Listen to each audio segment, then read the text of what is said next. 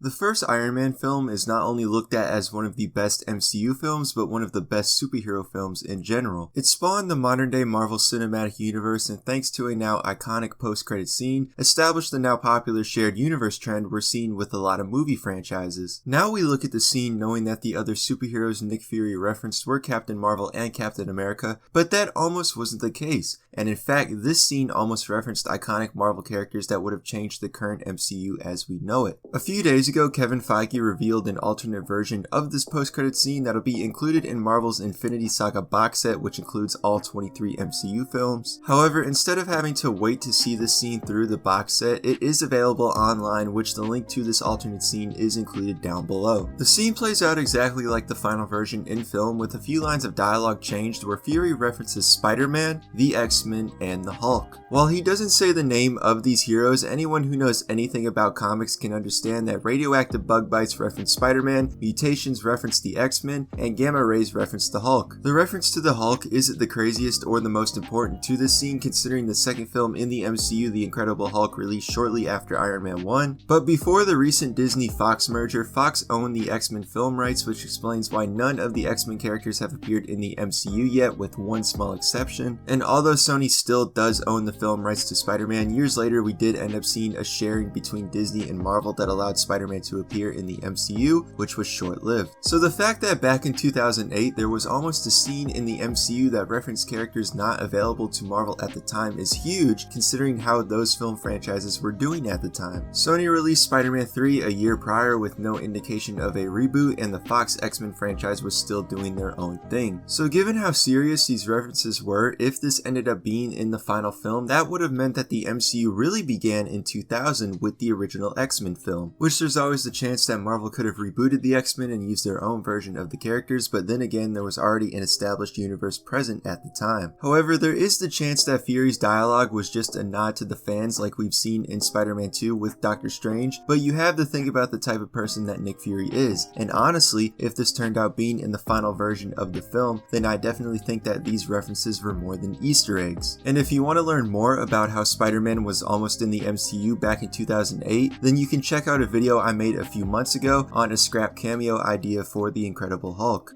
So let me know what you guys think about this alternate deleted post-credit scene for Iron Man 1. Would you have preferred this to the final version? Why or why not?